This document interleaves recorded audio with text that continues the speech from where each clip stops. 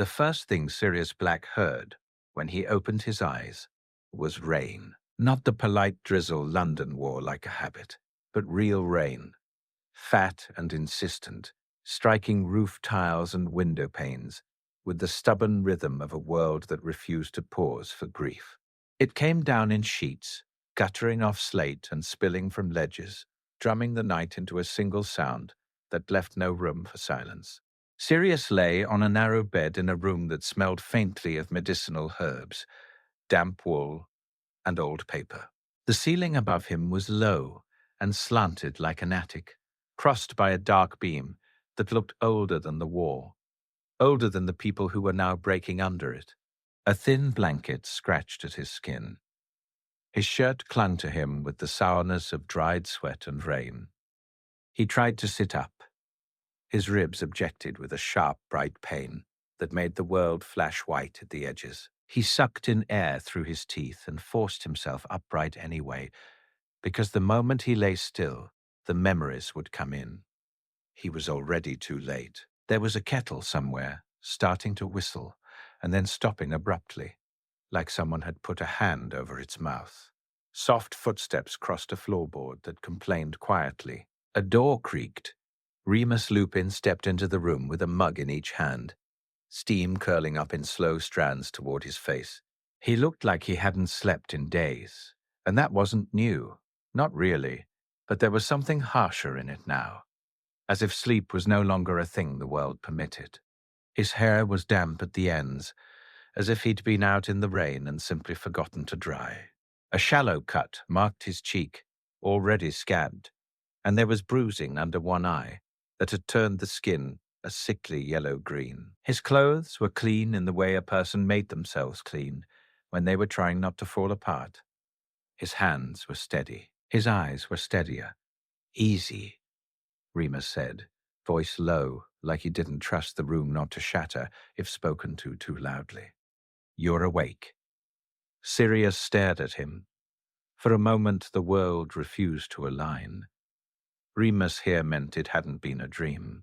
It meant the fight had happened. It meant Godric's Hollow was not a nightmare he could wake from. It meant James and Lily. His chest tightened like a fist closing.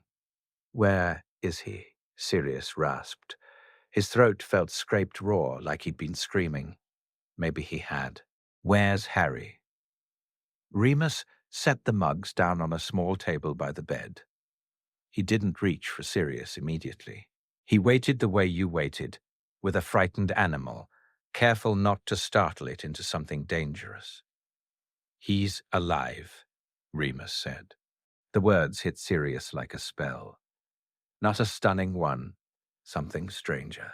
Something that emptied his lungs and then refilled them with air he hadn't realized he was holding back. His hands flew up to his face, pressing hard against his eyes. Alive. Alive. He made a sound that might have been a laugh if it hadn't cracked halfway into a sob.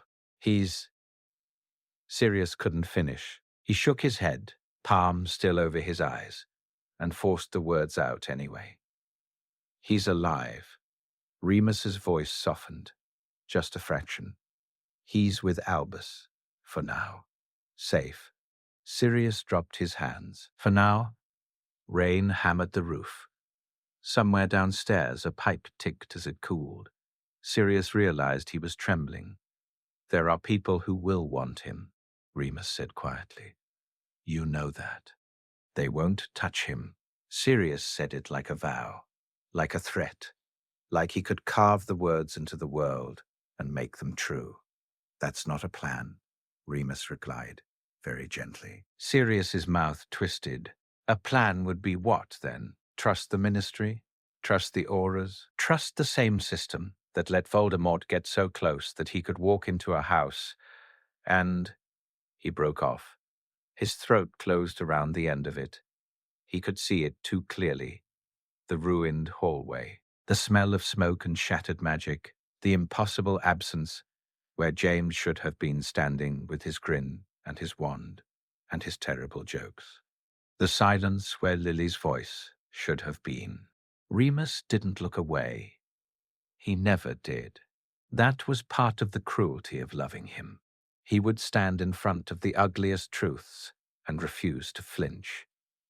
"We don't have the luxury of rage," Remus said. Sirius's head snapped up, eyes wild. "Don't tell me what I do or don't have the luxury of." "I loved them too," Remus said. It wasn't loud. It didn't need to be. The words settled in the room like ash. Sirius stared at him, and for a second he saw the depth of it. The grief Remus had always carried, now widened into something that could swallow a person whole. Remus's voice didn't shake. That was somehow worse. Sirius looked away. He swallowed hard. Outside, the rain kept falling. After a long beat, Sirius whispered, "Peter." Remus's jaw tightened. "Gone." Sirius's hands curled into fists. His nails dug crescents into his palms. "You're sure?" "I saw the aftermath," Remus said. The ward lines were broken from the inside. James told me weeks ago the secret keeper had been chosen, but he wouldn't say who. I assumed. Remus's gaze dipped for the briefest second. "I assumed it was you." "So did everyone else," Sirius said, bitterly. Remus's eyes sharpened. "Albus thinks the same as you." Sirius's head snapped up. "He does? He has reason," Remus replied. "Too many things don't add up, Peter. Missing is one. Another is the way the magic in Godric's Hollow behaved. The house didn't simply collapse. It shattered, like something fought back. Sirius's mind latched onto that, hungry and frantic. Harry did. "Possibly," Remus said, and there was something careful in the word. Not doubt exactly. Respect, maybe. Caution for what it meant for a child to do such a thing and survive. Sirius pushed the thoughts aside before they could become a spiral. He swung his legs over the side of the bed. Remus stepped closer immediately. "Sirius, your ribs. I don't care." "You will," Remus said, still calm. "If you crack something and can't move when it matters." Sirius stood anyway. The room tilted. He caught himself on the edge of the table and hissed as pain lanced through him. He hated that he had a body right now. Hated that it required upkeep and healing, when what he wanted was to run until he found the person responsible and tear them apart with his bare hands. Remus caught his elbow. Sirius tore his arm free, but he didn't move away. There was something grounding in the contact, whether he wanted to admit it or not. "I'm going to see him," Sirius said, voice harsh. Remus nodded once. "Albus is bringing him here." Sirius froze. "Here. This house is under protections most of the world doesn't remember exist," Remus said. "It belonged to my mother's aunt. Quiet. Old. Hidden. It's not a fortress, but it's harder to find than any ministry safehouse." Sirius stared at him. "You planned this." Remus's mouth twitched, not quite a smile. "I planned for us not dying within the first week." Sirius let out a breath that tasted like iron and rain. He looked at Remus's bruised face, at the tight line of his mouth, at the way he stood like a person bracing for impact. Remus had always been the one who held the map, while Sirius and James ran straight into trouble. In school, that had been fun. In war, it had been survival. In grief, it was the only thing keeping Sirius from going feral. "You're hurt," Sirius said abruptly, gesturing at Remus's cheek. Remus shrugged. "A door fought me. I lost." Sirius huffed a laugh that came out wrong. "You always were terrible at doors." "I'm excellent at doors," Remus said dryly. "Just not when they're cursed and I'm half dead." Sirius's gaze dropped to the mugs. One smelled like tea. The other smelled bitter. Some kind of tonic, maybe. Something to keep a person upright when rest wasn't possible. "You've been taking care of everyone again," Sirius muttered. Remus didn't deny it. He simply said, "Drink."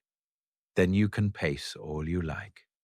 Sirius lifted the mug without looking and drank. The liquid was hot and sharp with ginger, burning his throat in a way that made him feel slightly more awake, slightly more anchored to his own skin. He drank again. Then, below them, not from the front door, but from something deeper in the house, a knock sounded. Not random, measured, coded. Remus's head snapped up. His wand was in his hand before Sirius could blink. Sirius felt his heartbeat lurch.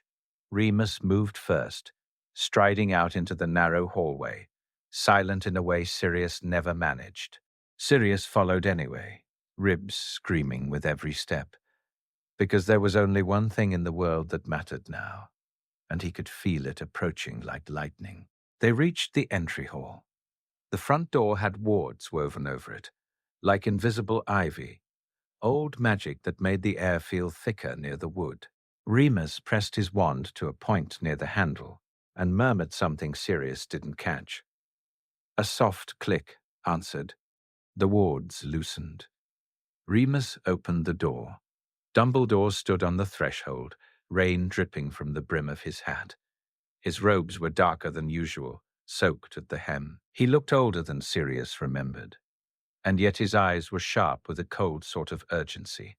In his arms, wrapped in a blanket far too large for him, was a baby. Harry. Sirius's body went absolutely still. It was like his bones had forgotten how to move, like his blood had paused to listen. Harry was smaller than Sirius's mind had prepared for. Not a symbol, not a prophecy, not a name the world would repeat.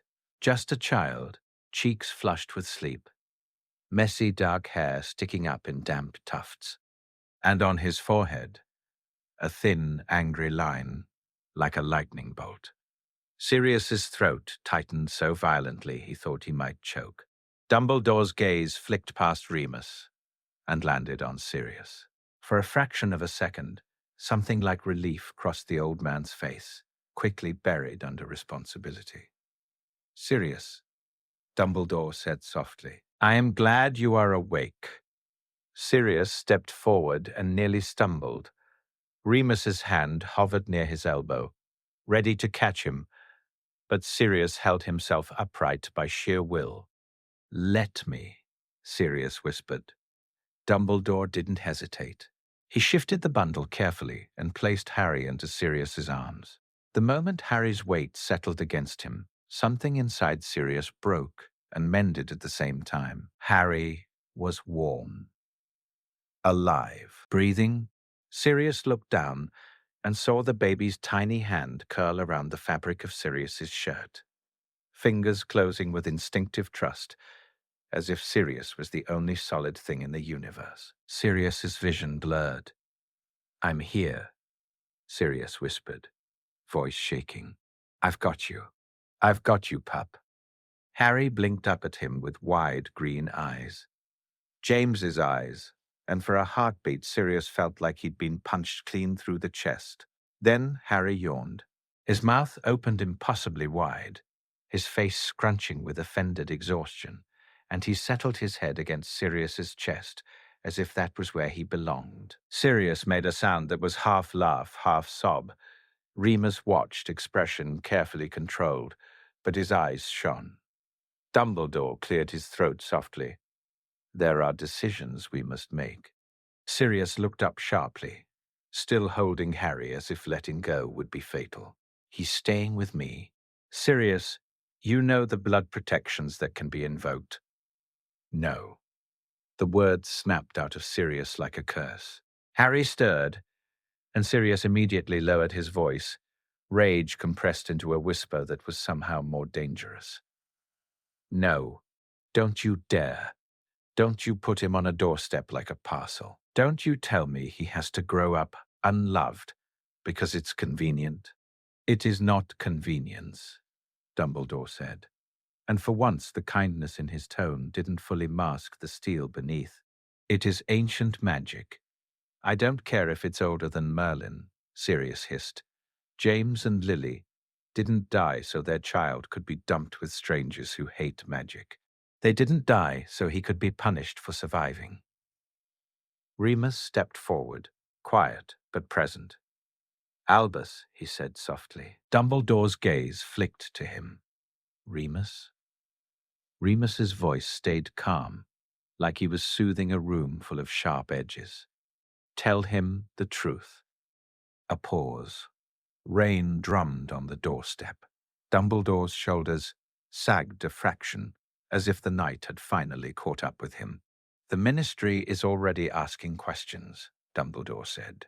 There are whispers. Some believe Sirius should have been secret keeper. Some will connect the betrayal to him, fairly or not. They will want to assign blame. They will want to seize the child as a symbol, perhaps as a weapon. Sirius's grip tightened around Harry instinctively. And, Dumbledore continued, there are protections at play around Harry that we do not yet understand. He survived a killing curse. Such things are not meant to happen. The world will come looking for the reason. Sirius's eyes flashed. Then we hide him. Dumbledore studied him. You are grief-stricken. You are injured. You are also Sirius Black. Sirius's mouth twisted. Say it. Dumbledore's voice was quiet. You are a man the world already fears when you are stable. If you are seen taking the boy who lived, many will interpret it as possession, not love.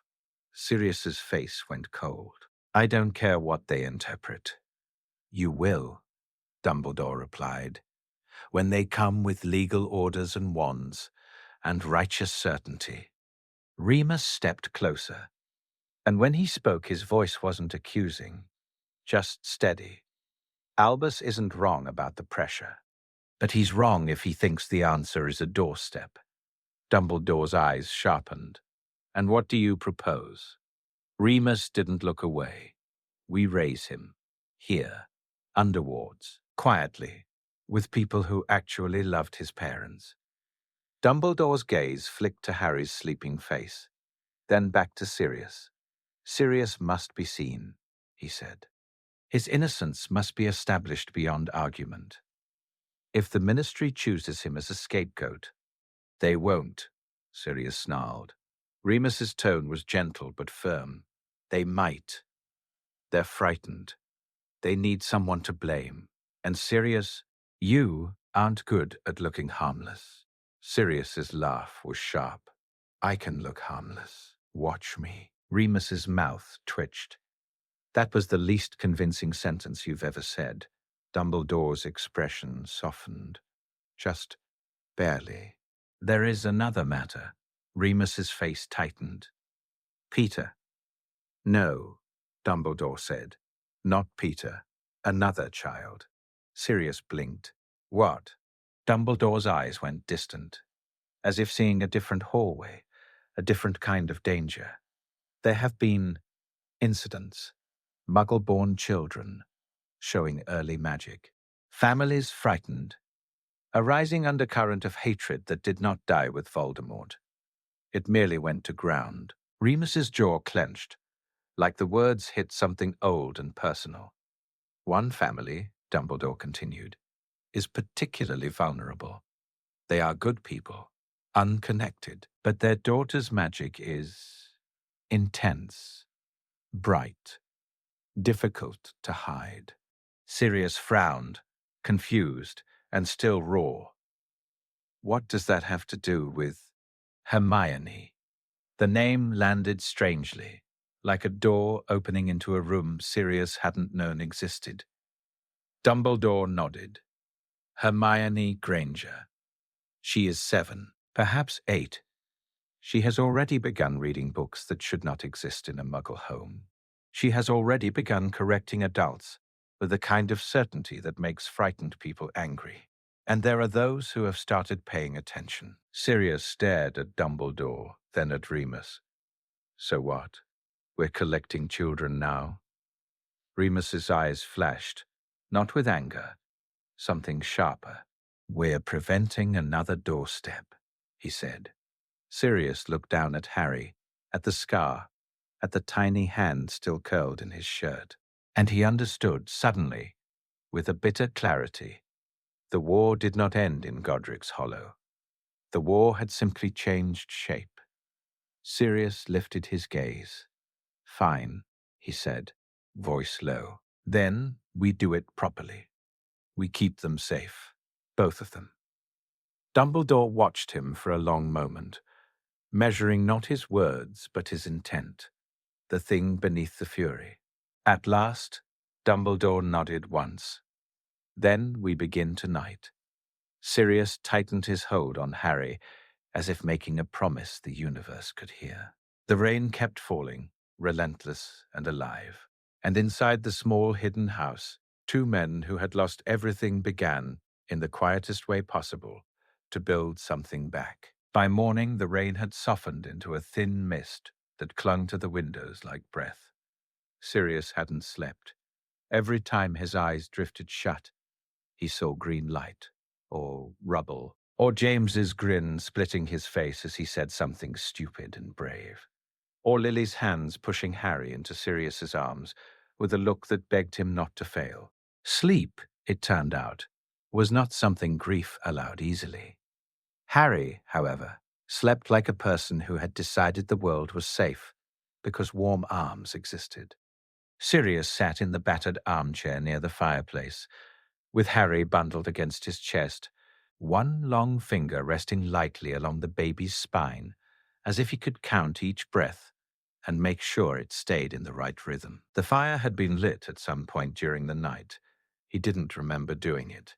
He suspected Remus did, quiet as a shadow, because the house now smelled of wood smoke instead of damp. Remus moved around the kitchen without speaking much, making tea, stirring a thin porridge, making the kind of small, practical noises that reminded Sirius that bodies still needed feeding, even when the mind wanted to stop existing. Dumbledore had left before dawn, after setting more wards than Sirius could track. Threads of magic that wrapped around the house, like an invisible net. He'd spoken softly to Remus in the doorway, the way people spoke when they didn't want to be overheard by the person they were really discussing. Sirius remembered the look on Dumbledore's face when Sirius had refused the idea of a doorstep, a mix of frustration and something like respect or pity. Sirius didn't know which was worse. Now, in the pale grey morning light, the house felt too small for the history inside it. Every corner held echoes. The creak of a stair reminded Sirius of the Potter house, of running up to the nursery when Harry cried. The smell of tea reminded him of Lily's kitchen, where she would stand with her hair messy and her eyes bright, telling James off for tracking mud, in while James pretended not to listen. Remus set a bowl on the table and finally spoke. "You should eat." Sirius didn't look up. "I'm fine." "You're not," Remus replied, and there was no bite to it. Just fact.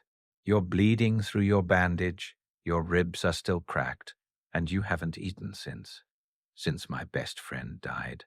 Sirius snapped, too sharp. Harry stirred, and Sirius immediately softened, lowering his voice. "Sorry." Remus exhaled slowly. He sat at the table, opposite the armchair, and watched Sirius the way he always had, like he was reading him for cracks. "You don't have to pretend you're okay," Remus said. Sirius let out a humorless laugh.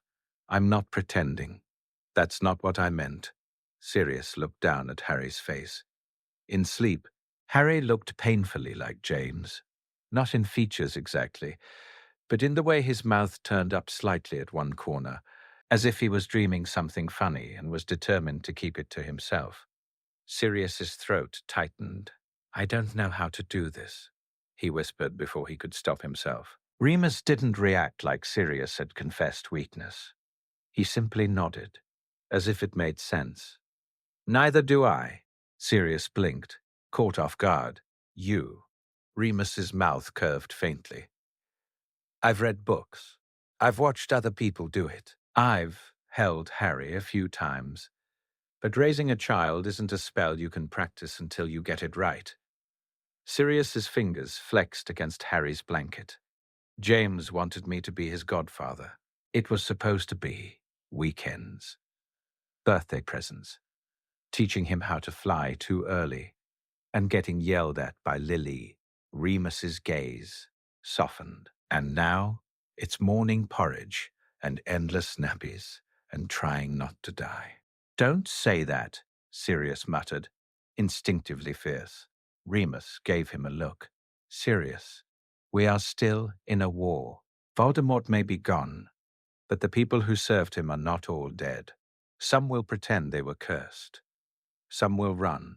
Some will look for something to latch onto. The boy who lived, Sirius said bitter. Remus nodded. And you, and me, and anyone who helped James and Lily. Sirius's jaw clenched. Good. Remus raised an eyebrow. That sounded like you're inviting trouble. I'm inviting them to try, Sirius said. Remus's gaze held his, calm against Sirius's storm. And if they do, Harry is the one who pays. Sirius's anger faltered, because that was the truth that cut deepest. He swallowed hard. Remus stood and took the bowl of porridge and brought it closer, setting it on the small side table near the chair. Eat, he said again, softer. For him. Then, because Harry's tiny hand had curled around his shirt again, as if claiming him, Sirius forced himself to lift the spoon and swallow. It tasted like nothing. He ate anyway. They were halfway through this grim new routine when the house changed. It was subtle at first, the air tightening, wards humming, like a distant swarm of bees. Remus's head snapped up. His wand was in his hand instantly. Sirius stood with Harry without thinking, body moving on instinct. What is it? But there, inside the perimeter, Sirius's blood went cold. Inside meant either the wards had been breached or someone had been allowed.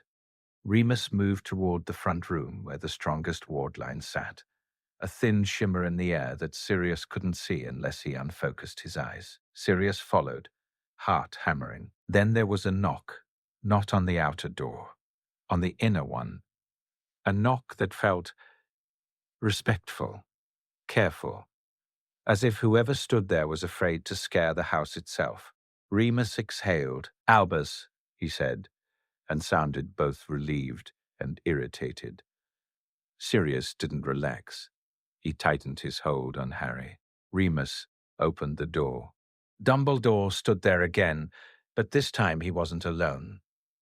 Behind him was a couple, drenched from the lingering mist, both of them muggles in coats that looked too thin for this weather. The man was tall, with careful posture, and an expression that tried for calm and failed. The woman's face was pale. She had her hand on the man's arm, gripping him like an anchor. Between them, half hidden behind Dumbledore's robes and their legs, was a child, a girl with thick brown hair that looked like it had never agreed to be tamed, even by rain. Her eyes were wide, not frightened exactly, alert, watchful, furious at the world for not explaining itself properly. She stared straight at Sirius, and then her gaze snapped to Harry. Something in her expression shifted, quick as lightning, recognition without knowing why. Sirius didn't know how that was possible. They had never met. Hermione Granger was a name Dumbledore had said in the night, like a warning and a question. Nothing more. But the moment her eyes landed on the scar on Harry's forehead, the air in the hall tightened. Not with wards, with magic. The lamps flickered. The portrait on the wall, some distant relative of Remus's mother, sour-faced and unimpressed, gasped dramatically and then fainted, sliding sideways in her frame as if overwhelmed. The girl blinked as if surprised, and then narrowed her eyes in offended concentration. The lamp steadied. Sirius stared, half impressed, half alarmed. Dumbledore gave a small sigh. "Hermione," he said gently, "this is the home I spoke of." Hermione didn't look at him. She kept staring at Sirius and the baby. "He's the one," she said, voice very small but very certain. Mrs. Granger made a sound like a choke. "She's been saying strange things all night," she whispered. About lightning. About—" Mr. Granger swallowed hard. "We thought she was having some kind of episode, but then the television—" Hermione turned sharply. "It wasn't an episode," she snapped. Then, as if remembering she was supposed to be polite, she corrected herself in a hurry. "I mean, I'm not ill. I'm not making it up. I read about, well, not read exactly, but I know there's something different about me." Remus's expression softened.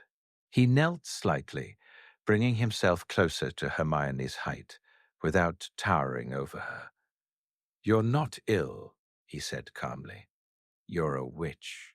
Hermione's eyes widened at the word, as if it clicked into a place in her mind that had been waiting for it. "A witch," she repeated, almost reverent. Then her brow furrowed. "But witches are in stories." Remus's mouth twitched. "Stories are often built from truth." Hermione's gaze slid back to Harry. "And he's real, too." Sirius shifted, uncomfortable with the way the child looked at Harry, like she was trying to memorize him for a test. "Who are you?" Sirius asked, voice careful. Hermione straightened her spine. "Hermione Jean Granger," she said crisply. "I'm 8. I live in Hampstead. I like reading and—" She hesitated, glancing at her parents. "And apparently I can make things explode when I'm upset, which I didn't know was a talent." A snort escaped Sirius before he could stop it. It wasn't laughter exactly, but it was closer than anything he'd felt since Godric's Hollow. Hermione looked offended. "It's not funny." "You're right," Sirius said quickly. "Sorry." Hermione's gaze narrowed like she didn't fully believe he meant it. Dumbledore cleared his throat. "Mr. and Mrs. Granger," he said, guiding them in. "Thank you for coming. I know this is bewildering." Mrs. Granger swallowed. "Is she in danger?" Dumbledore's pause was too long. Sirius's jaw tightened. "Yes," Sirius said bluntly, because he couldn't stand the dance around it. "If people like Voldemort are still out there, they won't like what she is." Hermione's mother went paler. Hermione, however, lifted her chin. "I don't like them either," she said. Sirius stared at her. For a second, he saw not a child, but something fierce and bright, like a candle that refused to go out, even when the room was full of wind. Remus seemed to see it too. His expression softened further, and something like protectiveness flickered there. Mr. Granger's voice shook. "We don't understand any of this," he said. "But if she's in danger, and you're—" His gaze flicked to Sirius, to Harry, to the scar. "If you're involved, then why bring us here?" Dumbledore's eyes were steady. "Because there are protections I can offer," he said. "And because I believe your daughter's safest chance is not in hiding alone, but in community." Hermione's eyes darted to Remus. "You said there are other people like me." "There are," Remus said. "And there will be more." Hermione's breathing quickened.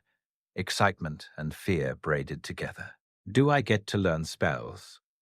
"Yes," Remus said, and his voice was gentle, and suddenly Sirius felt something twist in his chest that wasn't rage. "But first, we need to keep you safe." Hermione looked at Harry again. "He's safe," she said stubbornly, as if stating a fact. Sirius's grip tightened. "He will be." Hermione's eyes snapped to Sirius. "You're his—" She hesitated, like searching for the right word. "You're his person." Sirius's throat tightened. "I'm serious." Hermione considered that, then nodded like she was filing it away. Dumbledore stepped forward. "Sirius," he said softly, Remus. There is no gentle way to say what comes next. The Grangers have been followed. Not directly, but watched. Someone is paying attention to unusual magic among muggles. Remus's face hardened. Sirius felt his blood turn to ice. Who? Dumbledore's gaze was grave. We do not know. Not yet. Sirius's mind flashed to Peter's grin, to his small, nervous hands, to the way he'd always seemed harmless. Harmless was never harmless. Remus's voice was low. So what are you asking? Dumbledore looked between them, then to Harry, then to Hermione, standing rigid with determination beside her shaking parents. I am asking, Dumbledore said, whether you can widen your circle, whether this house can become not only a hiding place, but a home. Sirius's first instinct was to refuse, not because he didn't care, but because he did, because every extra person was another vulnerability, another possible loss. Then Harry made a soft sound in his sleep, and Sirius looked down at the scar and thought of the doorstep Dumbledore had wanted, the cold night air. The idea of leaving a baby somewhere love couldn't follow. He looked at Hermione, wild-haired, sharp-eyed, already bristling with defiance like she'd been born fighting. He thought of Lily, who had been Muggle-born too, who had proven every pure-blood sneer wrong just by existing. Sirius exhaled, slow. Fine, he said, but I'm not doing this halfway. Remus's gaze slid to him. What does that mean? Sirius looked at Dumbledore. It means if she's here, she's ours to protect. Not a guest, not a case, not a charity project. A kid. Hermione's eyes widened slightly at the word ours, as if she'd never heard herself included in something so quickly. Mrs. Granger made a small sound, half relief, half fear. We can't just give her away, she whispered. Remus immediately shook his head. No, he said. No one is taking her from you. Not unless you want that, and you don't. We can make arrangements. You can visit. She can stay with you when it's safe. But right now, Dumbledore finished softly. Right now, we need to move faster than the danger. Hermione's father looked like he was struggling not to panic. And if we say no, Sirius's voice was blunt again. Then you go home, and you hope the people watching decide you're not worth it. Silence. Hermione's mother's eyes filled with tears. She crouched, taking Hermione's hands. Sweetheart, she whispered, what do you want? Hermione looked at her parents, then at Remus, then at Sirius and Harry. Her small face tightened with the weight of a decision no 8-year-old should have to make. I want to be safe, Hermione said quietly. Then, in a rush, and I want to learn, and I don't want to hide alone, and, her voice wobbled, anger covering fear, and I don't want them to decide things for me without telling me. Remus's gaze warmed. That's fair. Hermione lifted her chin again. So, I'll stay. For now. Her mother's breath hitched. Sirius watched the Grangers' faces. Muggle fear and love and helplessness all tangled together, and something in him softened. He hated that this war reached into normal homes and stole normal choices. Remus moved with quiet decisiveness, guiding them into the sitting room, offering tea, beginning to explain things in simple words that didn't patronize. Dumbledore spoke too, careful and gentle, like he was trying to repair a bridge that shouldn't have needed building. Sirius stood a little apart, holding Harry, watching Hermione. Hermione watched back. After a while, when the adults' voices became a low murmur, Hermione edged closer to Sirius, slow like she was approaching a creature she wasn't sure would bite. She peered up at Harry's scar. Does it hurt? She whispered. Sirius looked down at Harry. Not now, he said quietly. I don't think he remembers it. Hermione frowned. but it's there. So something happened. Sirius's chest tightened. Yes. Hermione's eyes flicked to Sirius's face, then away. I had a dream, she said. A green flash, and then quiet, like the world holding its breath. Sirius's grip tightened. He looked at her sharply. You dreamed that? Hermione nodded. It felt real, like I was standing somewhere I'd never been. Remus's head lifted from across the room, as if he'd heard. His eyes met Sirius's for a brief second. A silent question passed between them. What is she? Sirius looked back at Hermione. You didn't tell anyone? I tried, Hermione said indignantly. But Mum thought I'd been reading something frightening, and Dad said dreams don't mean anything. But then the streetlight outside our window flickered, and the glass in the kitchen cupboard all rattled, and she stopped, cheeks going pink. And then the neighbor's cat ran away from me, which was rude. Sirius almost smiled. Almost. Then Dumbledore's words echoed in his mind. Watched. Followed. Unusual magic. Sirius glanced toward the window, the mist making the world outside look far away. This little house was filling up with lives, and that meant it was filling up with targets. Sirius's voice dropped, rough with something like a vow. Listen to me, Hermione.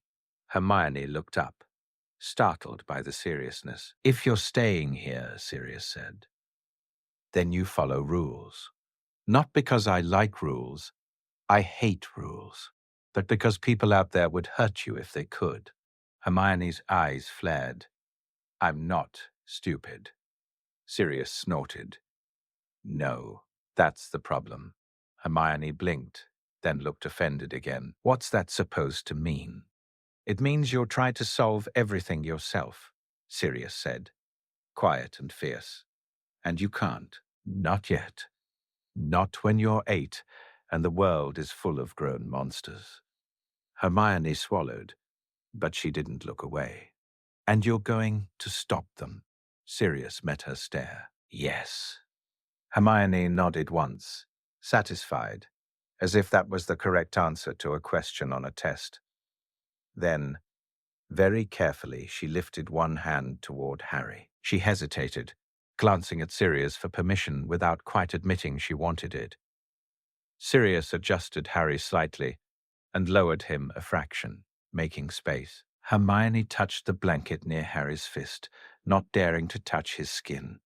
Harry's tiny fingers flexed in his sleep, brushing the tip of Hermione's finger. Hermione went very still. Her eyes widened, and her face softened into something raw and unguarded. He's little, she whispered, almost shocked. Sirius's throat tightened again. Yeah, he said. He is. Hermione looked up at Sirius.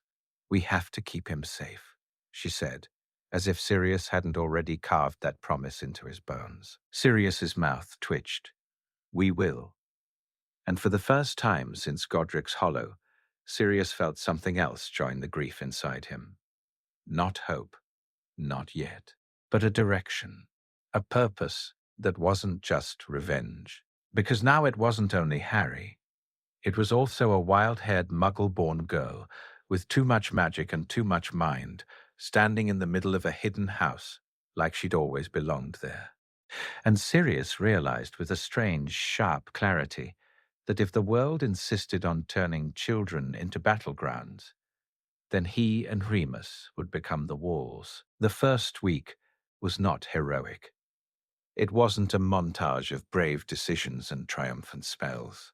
It was mostly exhaustion, spilled tea, and the slow, uneasy learning of how to keep 4 lives from collapsing under the weight of what had happened. Harry cried at night. Not always. Sometimes he slept in long stretches, warm and limp, like he'd decided the world was acceptable as long as someone's heartbeat was beneath his cheek. But when he cried, it was the raw, scraping kind that seemed to tear through Sirius's ribs and stitch itself into the empty places where James and Lily had been. Sirius learned that he could walk the floor for hours without noticing. one hand cradling Harry's head, the other supporting his own aching side. He learned that Harry calmed faster if Sirius spoke to him. Not baby talk, not nonsense, but real words in a low voice, as if Harry was a person who deserved explanation. He learned that sometimes Harry didn't want milk, or a clean nappy, or warmth. Sometimes Harry wanted the sound of someone existing. Remus, who had spent so long convincing himself he didn't deserve a home, moved through the house like he was building one with his hands. He mended loose floorboards. He coaxed the fireplace into burning cleanly. He strengthened the wards every morning with methodical precision, chalking runes into hidden corners and whispering old family phrases that tasted like dust and iron. Sirius watched him do it, watched the way Remus's fingers lingered on the symbols, steady and careful, like he was afraid the ward would break if he drew the line too hard. Hermione watched too. Hermione did everything with her whole mind. She woke early, hair in furious tangles, and sat at the kitchen table with whatever book Remus had allowed her that day. She read as if she was trying to eat the words. She asked questions constantly, about magic, about wards, about why people hated Muggleborns, about what made Voldemort different from other dark wizards, about why Harry had a scar shaped like lightning, about why Sirius's eyes looked like that when he stared into the fire. Remus answered most of them. Sirius answered some, but there were questions neither of them could answer without bleeding. Those were the ones Hermione asked more quietly.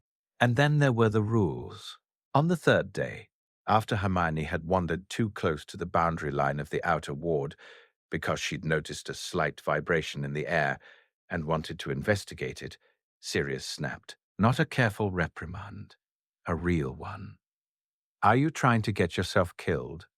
Sirius barked, grabbing her by the back of her jumper and hauling her away from the door as if she weighed nothing. Hermione spun, eyes blazing. I was only looking. That's how it starts, Sirius snapped back. You look, you poke, you step 1 inch too far, and something steps back at you. Hermione's face flushed red. I'm not a baby. No, Sirius said, breathing hard, ribs aching, anger sharp with fear. You're worse. Babies don't think they're invincible. Hermione opened her mouth, furious, but Remus appeared like a quiet shadow at Sirius's shoulder. Sirius, Remus said. Sirius glared at Hermione, then at Remus. Don't. Remus's tone was gentle, but there was steel under it. She needs boundaries, not teeth. Sirius's laugh was harsh. Then you do it. Because I swear to Merlin, if she... Hermione's voice cut in, shaking with indignation. If I what? Died? Is that what you think happens when someone makes a mistake? Sirius froze. Hermione's eyes were bright, angry tears gathering, because I didn't know about wards. I didn't know about any of this. And you just... She swallowed, voice wobbling but stubborn. You just grabbed me like I was doing something evil. Sirius stared at her and suddenly saw Lily again. Not in Hermione's face, but in the way Hermione stood with her chin lifted, refusing to shrink even when she was frightened. Lily had been like that at 11, too. Bright, furious, unwilling to accept that the world could be unfair. Sirius's anger collapsed into something tired and sharp. Remus stepped between them, calm as a wall. He crouched to Hermione's level. Hermione, he said softly, you weren't doing anything evil. But the wards are not a puzzle. They're a lock, and beyond them, there are people who might hurt you. Hermione's throat worked. Then teach me. Remus blinked, surprised. Hermione's eyes flashed. If I understand it, I won't make mistakes. Sirius muttered, that's not how children work. Hermione whipped her head around. It is how I work. Remus's mouth twitched, half amusement and half something like respect. All right, he said. We'll teach you. But that comes with rules, too. Hermione's shoulders squared. Fine. Sirius crossed his arms. Rule 1. You do not touch wards without permission. Hermione glared at him. Rule 1. You don't grab me like I'm a criminal. Sirius's mouth opened, ready to argue. Remus cut in smoothly. Rule 1. We speak to each other with respect, even when we're afraid. Sirius and Hermione both fell silent, caught by the simple truth of it. Remus looked at Sirius. His eyes said, You can't scare her into safety. You'll only teach her fear. Sirius exhaled slowly through his nose, anger thinning into shame. He looked at Hermione. I'm sorry, Sirius said, the words rough like they'd been dragged out of him. I shouldn't have grabbed you like that. Hermione blinked, startled. She clearly hadn't expected an apology. Then, because she was Hermione and pride was armor, she lifted her chin. Thank you. Sirius huffed a laugh. Don't get used to it.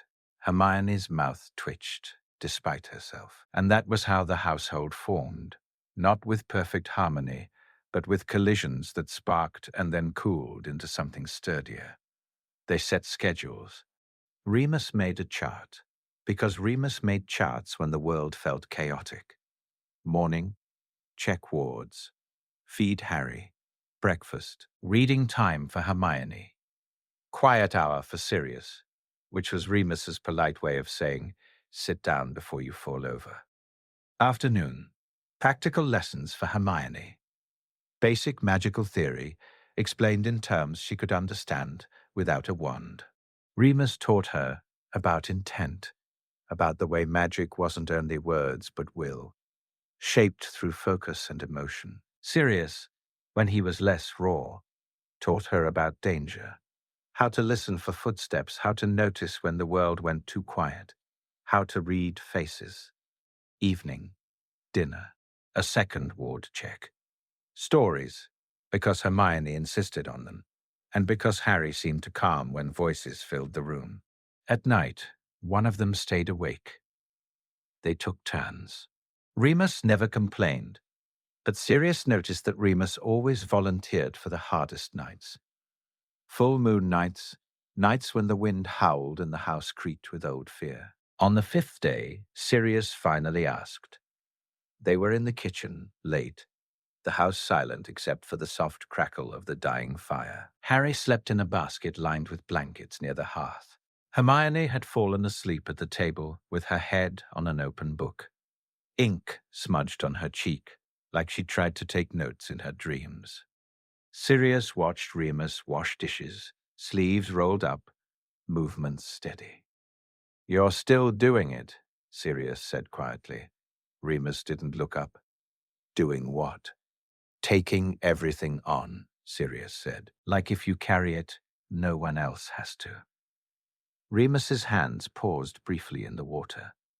Then he resumed, slower. Someone has to hold things together. Sirius leaned against the counter, arms folded. We're here. For how long? Sirius flinched. What's that supposed to mean? Remus finally looked up. His eyes were tired, but there was something honest in them, something that didn't soften the truth. It means, Remus said softly, that people leave. They always have. James and Lily are gone. Peter, he stopped, jaw clenching. And even before that, Sirius, you've always been the sort of person who runs at the fire until it burns you. I've spent most of my life expecting the people I love to disappear. Sirius stared at him. The words hit harder than any curse, not because they were cruel, but because they were true in a way Sirius had never wanted to admit. Sirius's voice dropped. I'm not leaving. Remus's gaze held his. Promise. Sirius's throat tightened. Promises had gotten James and Lily killed. Promises had been broken by Peter. Promises felt like thin things in a world that shattered. But Harry stirred, a small sound, and Sirius looked at the baby's sleeping face and felt something solid inside him. I promise, Sirius said, and this time the words didn't feel thin. They felt carved. Remus's shoulders sagged slightly, as if something in him had been holding itself up by force and had finally been allowed to lean. He nodded once. Then, because Remus couldn't sit in raw emotion for long without reaching for practicality, he dried his hands and glanced toward Hermione asleep at the table. "She'll need proper schooling," Remus murmured.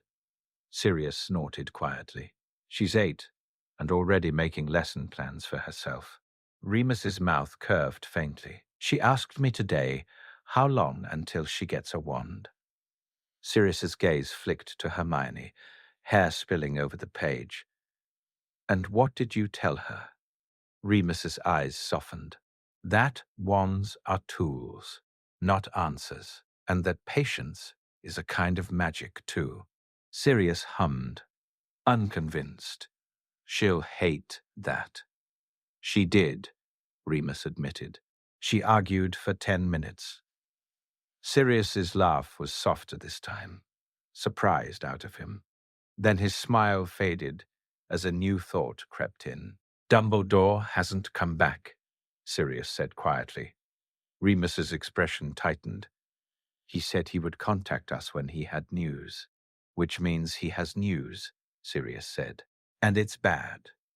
As if summoned by the words, the wards around the house thrummed, low and uneasy, like a heartbeat speeding up. Remus's head snapped toward the hall. Sirius's hand went to his wand, though it wasn't there. He still didn't like carrying it constantly when he was holding Harry, terrified of a misfire near the baby. But fear made him reach anyway. A knock sounded on the door. Not the coded knock Dumbledore used. A different one. Hesitant. Human. Remus moved first, silent, wand up. Sirius stepped behind him.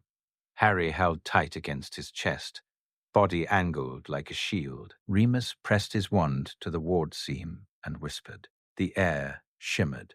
The door cracked open an inch. A man's voice drifted through the gap. "Hello?" it said, uncertain. "Is anyone—" "Muggle." Remus's brows knit. "Who are you?" he called carefully. The man shifted on the doorstep. Sirius could see him through the narrow opening. Middle-aged, raincoat, glasses, hair plastered by mist. His expression was anxious and embarrassed, like he'd walked into the wrong street. The man swallowed. "I'm looking for my daughter." Hermione, who had somehow woken silently at the table, appeared behind Sirius like a small storm cloud. "Dad?" she whispered. Sirius's blood went cold. Remus opened the door another fraction. "Mr. Granger," Remus said, voice calm but wary. "How did you find this place?" Mr. Granger's eyes flicked desperately toward Hermione. "She left a note," he said. "Not a normal note. A thing. It appeared on my desk at work. It told me where she was. It told me to come alone. It told me not to trust anyone wearing green." Sirius's stomach dropped. Hermione's face had gone pale. "I didn't," she whispered. "I didn't send that." Remus's eyes sharpened. Albus's wards should have prevented. Sirius didn't wait for the thought to finish. He stepped forward, voice low and deadly. "Who told you to come, Mr. Granger?" Mr. Granger swallowed hard. "I don't know. The note wasn't signed, but it said if I didn't come, I'd never see her again." Hermione's breathing quickened. "Dad, I'm here. I'm fine. You can go." Sirius's gaze snapped to Hermione. "No," he said sharply. "You stay back." Hermione froze, offended and frightened all at once. Remus's wand stayed steady. "Mr. Granger," he said gently, "I need you to tell me exactly what the note looked like. The paper. The ink." Mr. Granger blinked, confused. It was ordinary paper, but the ink, it shimmered, like it was wet even after it dried. Remus's face went very still. Sirius felt the hair rise on the back of his neck. Shimmering ink. Wet-looking. Not ordinary magic. Blood, ink. Old magic used to bind and lure. And if someone could get a message through the wards, if someone could manipulate a muggle into finding the house, then someone knew where they were. Remus's voice was quiet, controlled. Sirius, take Harry upstairs. Now. Sirius tightened his hold on the baby. Remus, now. Remus repeated, and there was no gentleness left in the word. It was command. Sirius turned, moving fast, despite his ribs.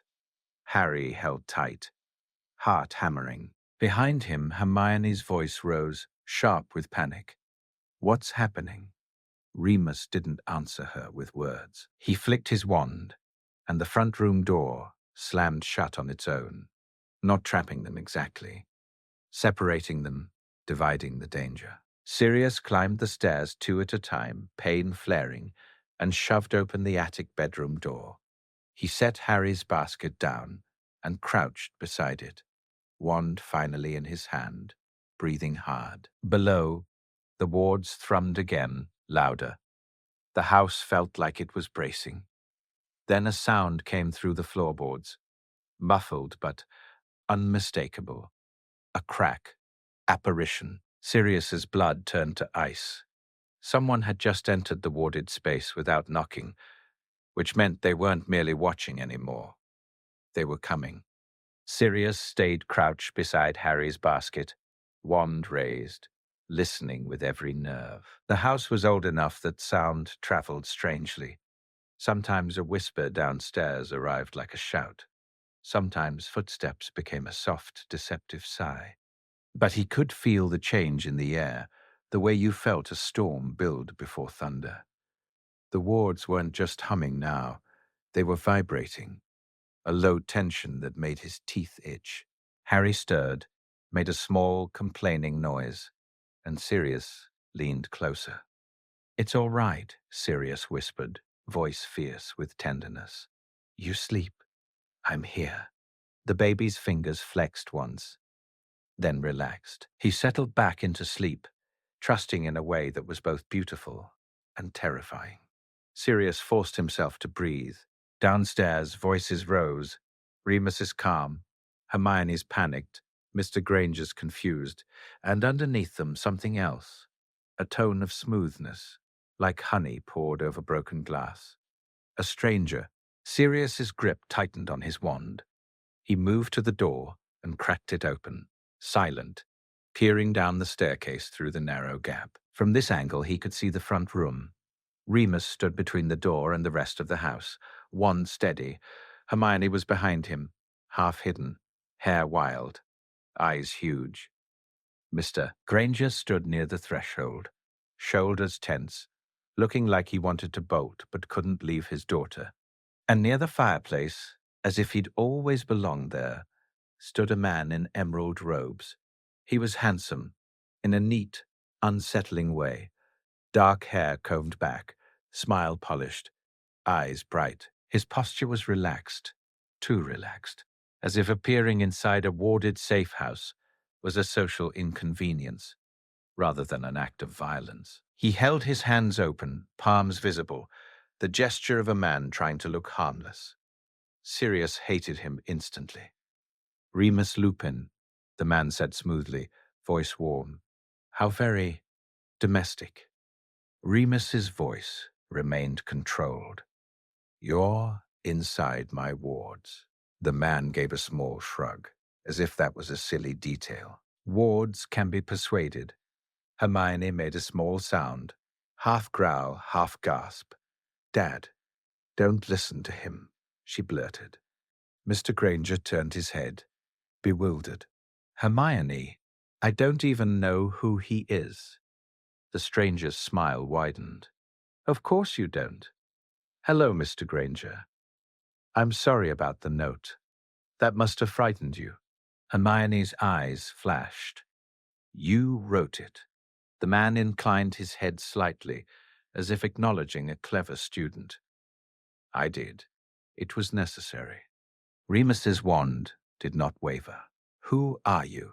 The man's expression softened into something that looked like sincerity. A friend, he said. Or rather, someone who would like to be. Sirius's vision went sharp and red at the edges. Friend. Like Peter had been a friend. Like friends didn't betray you. Remus's voice was low. Names. The man sighed, as if Remus was being difficult. Very well. My name is Adrian Selwyn. The name meant nothing to Sirius at first.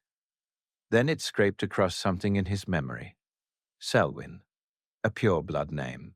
Old. Sirius had heard it at family gatherings, whispered with the faint approval reserved for people who were both wealthy and cruel. A Death Eater family. Remus's expression didn't change, but the air around his wand seemed to tighten. Selwyn. Adrian Selwyn smiled. Yes, that Selwyn. Though I find labels can be limiting. Hermione's voice shook. Are you a Death Eater? Selwyn chuckled softly. What a blunt little thing you are. Sirius's hands clenched on the banister. He wanted to leap down the stairs and drive his wand through the man's throat. He didn't, because Remus was handling it, and because Harry was upstairs, and because Sirius had promised. But his whole body was trembling with the effort not to become a weapon. Remus said, If you're here to hurt them, you won't leave this house. Selwyn's eyes flicked to Hermione and her father, then back to Remus. Hurt? No, no. I have no interest in hurting anyone. Not today. Sirius's stomach twisted at the casual threat hiding in the words. Selwyn stepped closer. Slow, palms still open. Remus's wand followed him precisely. Let's be reasonable, Selwyn said. There are rumors in the world. You've heard them. The Dark Lord fell. The Ministry is scrambling. Old alliances are shifting. Remus's voice was flat. Get to the point. Selwyn's smile remained. The point is that children are valuable. Hermione flinched. Mr. Granger's face went white. Sirius's vision went red. Selwyn continued as if discussing trade. Harry Potter is, of course, the most valuable child in Britain now. A symbol, a story, a weapon, if one is clever. Remus's voice went colder. And Hermione? Selwyn's gaze slid to Hermione, thoughtful. Ah, Hermione Granger, a little muggle-born, with a great deal of magic. Unusual. Rare. The kind of rare that makes people like me curious. Hermione's chin lifted, defiant even as fear trembled at the edges. You can't have me. Selwyn's smile sharpened. Have you? My dear, I don't want to kidnap you. That would be crude. He looked at Mr. Granger. I want an agreement. Mr. Granger swallowed, shaking. An agreement? Yes, Selwyn said softly. You see, the world is changing. Voldemort is gone, but his ideas, they don't vanish. They sink into the ground and wait. And while the Ministry argues about trials and guilt, other people are deciding what comes next. Remus's wand lifted a fraction higher. This is a threat. Selwyn raised a hand. Not a threat, an offer. He looked at Hermione again. Come with me, Hermione. Voluntarily, your parents remain safe. You receive an education. You learn control. You learn power. Hermione's voice shook with fury. I already have an education. Selwyn chuckled. Muggle books are charming, but they won't teach you the truth of the world you're entering. His eyes flicked towards the staircase, as if he could sense Harry upstairs. And you cannot stay here forever. This house is a hiding place, not a future. Sirius's nails dug into the wood. Remus's voice was a quiet snarl. And if she refuses? Selwyn sighed. Then the world will become uncomfortable. For her family, For you, his gaze drifted toward the ceiling again, for the baby upstairs. Remus's expression hardened fully now. You won't reach him. Perhaps not, but others might. Wards can be cracked. Not by force, by patience, by knowing where to press. Sirius felt something primal rise in him. He moved. He didn't think. He didn't plan. He simply flowed down the stairs like a shadow, silent, until he hit the last step and stepped into the room. Selwyn turned, smile still in place, until he saw Sirius. For a fraction of a second, something flickered in Selwyn's eyes. Recognition. Calculation. Then his smile widened, as if meeting an old acquaintance. Sirius Black, he said pleasantly. How lovely. I wondered when you'd show yourself. Sirius's wand was up, aimed at Selwyn's throat. His voice was low and shaking with controlled violence. Get out. Sirius's grin was not friendly, or you'll find out how much I care about being reasonable. Remus didn't tell Sirius to stop. That alone told Sirius everything about how dangerous this situation truly was. Selwyn's eyes flicked over Sirius, taking in the tension, the grief, the fact that Sirius was standing between him and the staircase. You look tired, Selwyn remarked. Grief does that. It makes men impulsive. Sirius's voice dropped to a hiss. Say their names again, and I'll carve your tongue out. Mr. Granger made a strangled sound. Hermione stared at Sirius, eyes wide. She'd never seen someone speak like that. Not to adults, not to threats. Not with this kind of animal certainty. Selwyn's smile thinned. Temper, he murmured. And yet, you're exactly who I expected you to be. Sirius took one step forward. The wards flared. A thin, crackling line of magic rose between Sirius and Selwyn, not stopping Sirius from moving, but warning him, if you cast recklessly, the house will answer. Too much magic, too close to the ward seam, could ripple through the structure. Remus's voice was sharp. Sirius. Sirius froze, not because he wanted to, but because Remus's tone had that rare edge of command. Remus's eyes met his, and in them, Sirius saw the message. Not here. Not like this. Not with muggles in the room. Sirius swallowed rage like poison and held still. Selwyn watched them with amused interest. Ah, he said softly, the famous partnership, the loyal dog and the gentle wolf. Sirius's wand twitched. Remus's voice went icy. Leave. Selwyn's smile returned. Not yet. He reached into his robe slowly. Remus's wand snapped tighter, the tip steady as a needle. Selwyn withdrew, not a wand, but a small parchment folded into a neat square. He held it out toward Mr. Granger. An address. A time, if you change your mind. Mr. Granger stared at it as if it might bite. Hermione stepped forward, snatched the parchment with sudden speed, and ripped it in half. Then in quarters. Then, because Hermione Granger did not do things halfway, she set the pieces on the floor and stamped on them. Selwyn blinked. The torn parchment shimmered, then reformed. The pieces slid back together like living paper, smoothing into a perfect square again. Hermione stared, horrified and furious. Selwyn smiled. Gentle as a knife. That's called a binding charm. It doesn't like being ignored. Sirius's control snapped by half an inch. Enough. Selwyn looked at Sirius like he was indulging him. You will receive more messages, he said softly. I'm not the only one interested. I'm simply the one offering civility. Remus's eyes narrowed. Who else? Selwyn's smile widened. If I told you, you'd kill them, and then someone else would rise to take their place. Better to think of it as a tide. You can build walls, Remus, but the tide always tests them. Hermione's voice was small now, but firm. Why are you here? Really? Selwyn's gaze slid to her, and something like genuine interest warmed his eyes. Because you are unusual, he said almost kindly, and because the world does not like unusual things unless they belong to someone. Hermione's face tightened. I don't belong to anyone. Selwyn's smile softened. How idealistic. Then his gaze sharpened again, moving to Sirius. But the baby does, doesn't he?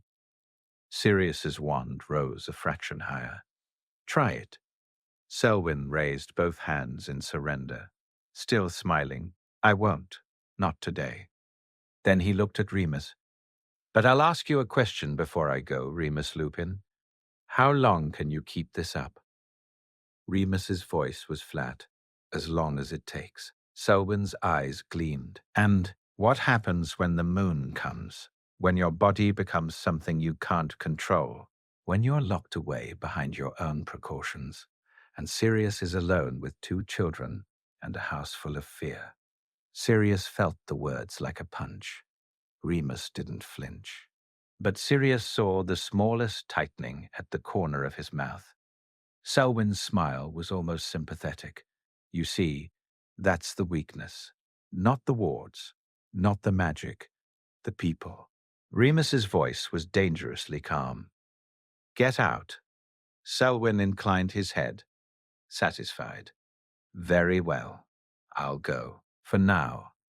He turned toward the door, then paused and glanced back over his shoulder at Hermione. You're welcome to find me, Selwyn said, voice soft. When you're tired of being protected like a fragile thing. Hermione's eyes flashed. I'm not fragile. Selwyn's smile widened. No, he agreed. You're not. And then he stepped toward the threshold and did something subtle with his wand hand. So quick, Sirius almost missed it. The wards shivered. For a heartbeat, the air tasted metallic. Selwyn vanished with a soft crack. Gone. Silence fell like a heavy blanket. Mr. Granger's knees seemed to wobble. He grabbed the back of a chair, breathing hard. What was that? Who was that? Hermione's face was pale. She looked at her father, then at Remus, then at Sirius. Remus lowered his wand slowly. His expression was controlled, but his eyes were dark with fury. Sirius's whole body was vibrating with restrained violence. He was a problem, Sirius said bluntly. Hermione's father stared at them. A problem. He just walked into your house. Remus's voice was quiet. Yes, and he won't be the last. Hermione swallowed hard. He knew about Harry. Sirius's jaw clenched. He sensed him. Or guessed. Or someone told him. His gaze snapped to Dumbledore's empty space in the room, anger flaring at the thought of how much Dumbledore knew, how many people knew, how many secrets were being held above their heads. Remus moved to the window and peered out through the mist, as if expecting to see Selwyn's smile hovering outside. He tested the wards, Remus murmured. He wanted us rattled. It worked, Sirius growled. Remus turned, eyes sharp. No, he said. It didn't. He looked at Hermione. Hermione, are you hurt? Hermione shook her head, swallowing. No. Remus looked at Mr. Granger. Mr. Granger, you are going to forget the path you took to get here. Not because we don't trust you, but because someone might follow your memory. Mr. Granger stared. Forget. Sirius's voice was grim. It's better than being used. Mr. Granger's face crumpled slightly. But Hermione grabbed his hand. I'm okay, she said quickly, voice shaking. I'm here. I'm safe. Sirius watched her say it, watched her cling to certainty like a weapon. He realized with a sick twist that Selwyn's words had landed. Protected like a fragile thing. Hermione would hate feeling powerless, and that hatred could make her reckless. Sirius looked at Remus. Remus's eyes met his, and Sirius saw the same fear there.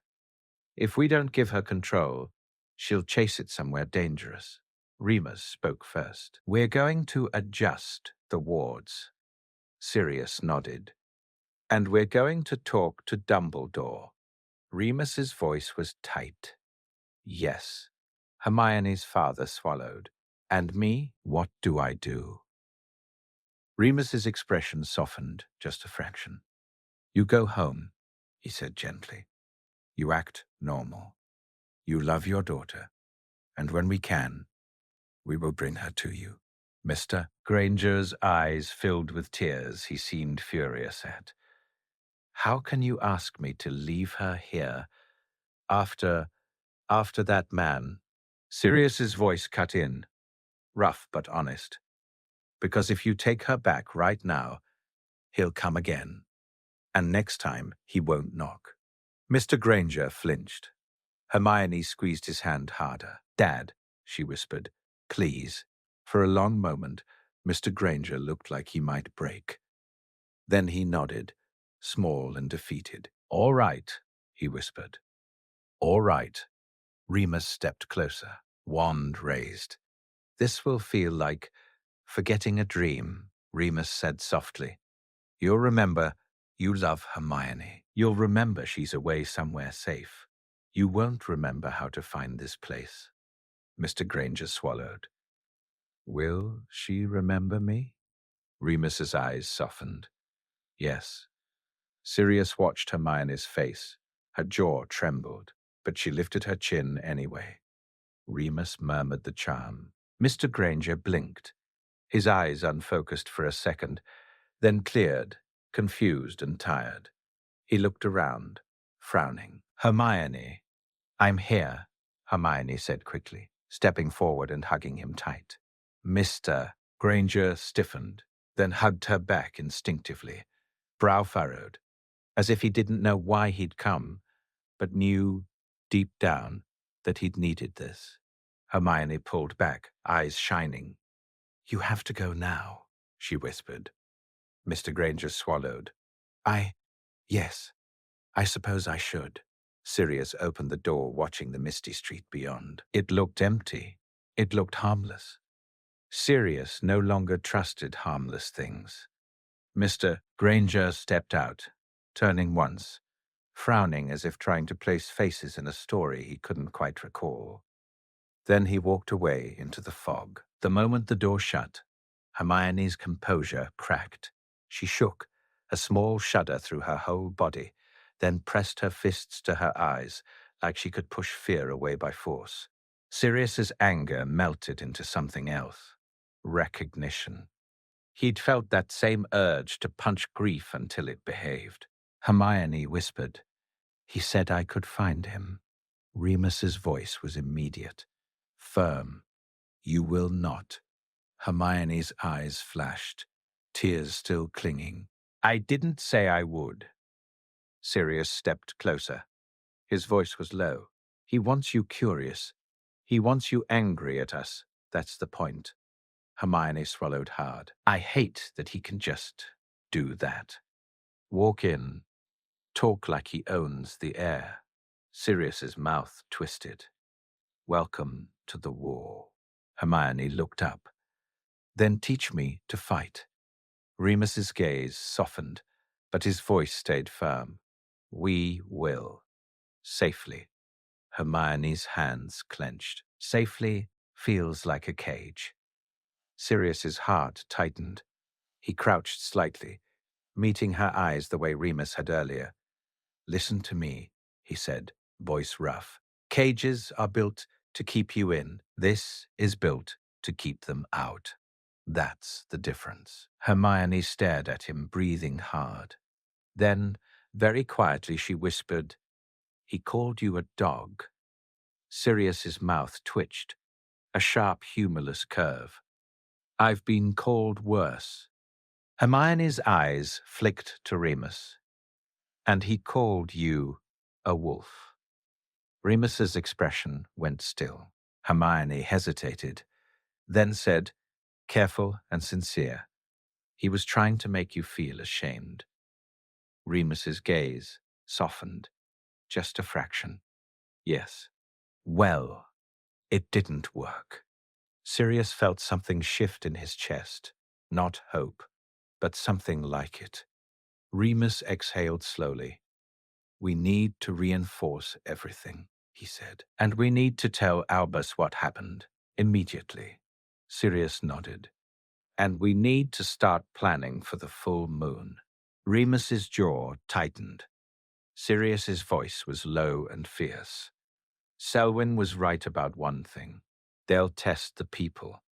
So we make sure we're not a weakness. Hermione's eyes widened. The full moon? Remus glanced at her, hesitant. Sirius answered bluntly. Remus is a werewolf. Hermione's eyes went huge. She stared at Remus, then looked away, then back again, mind racing. You're dangerous? She whispered. Remus's face tightened. Not like that, he said quickly. Not to you. Not if we're careful. I take a potion. I lock myself away. I've done this for years. Hermione swallowed. Selwyn said you can't control it. Remus's voice went quiet. He said it because it scares people. Hermione's brow furrowed, thinking. But is it true? Remus didn't answer immediately.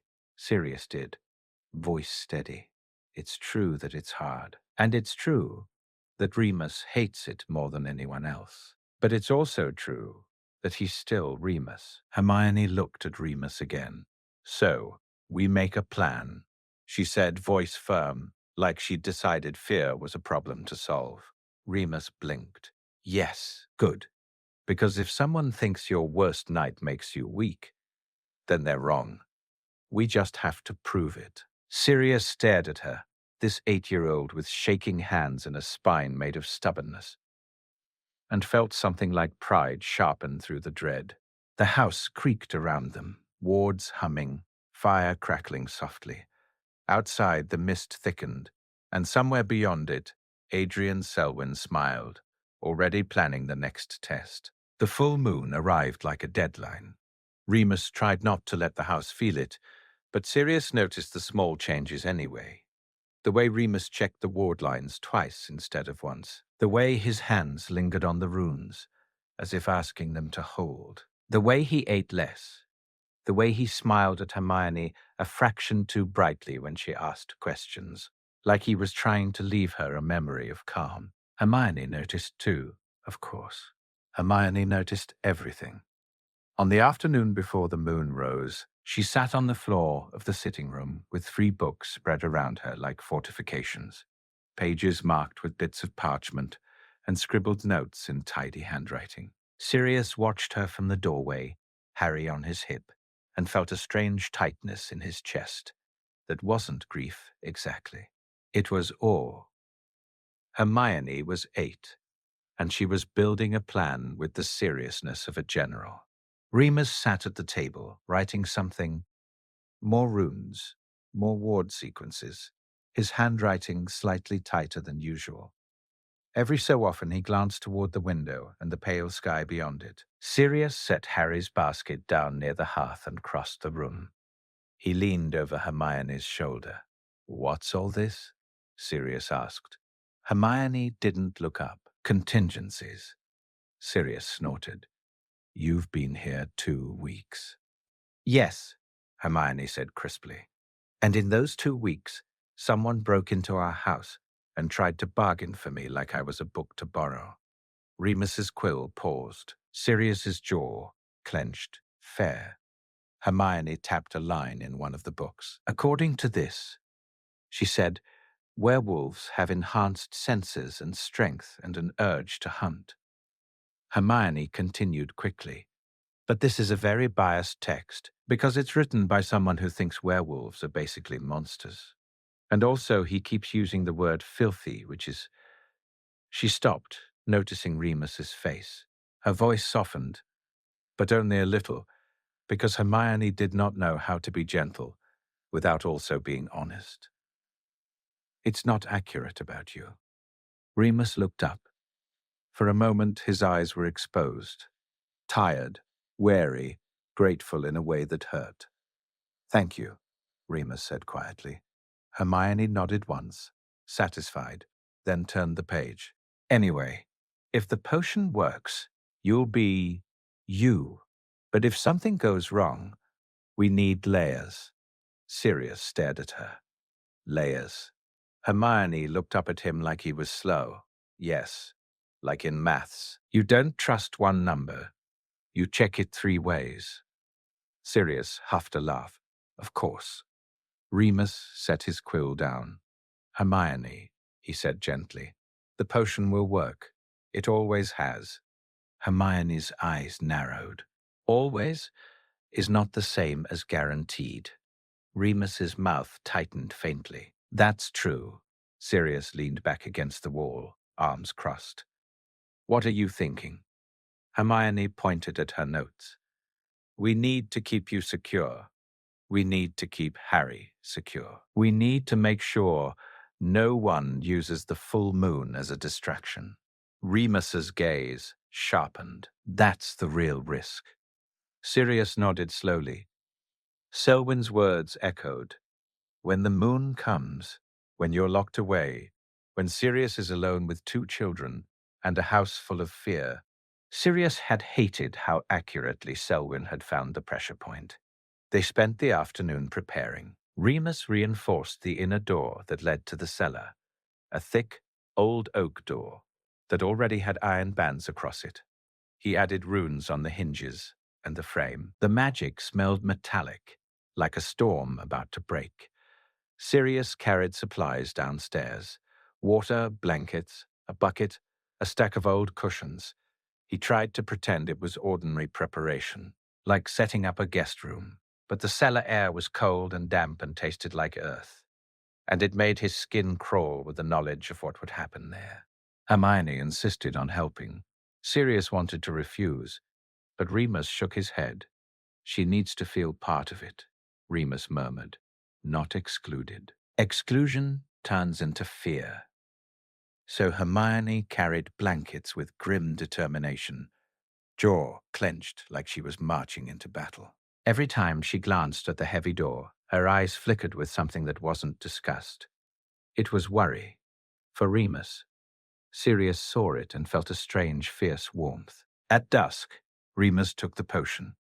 Sirius watched him drink it at the kitchen table, the liquid thick and grey-brown, smelling like wet leaves and bitterness. Remus's face tightened as he swallowed, as if forcing down something he hated. Hermione watched too, hands folded tightly in her lap. When Remus finished, he set the empty goblet down carefully and exhaled. There, he said, trying for lightness. All done. Hermione's voice was small. Does it hurt? Remus hesitated. Not exactly. It's unpleasant. Sirius snorted softly. That's Remus speak.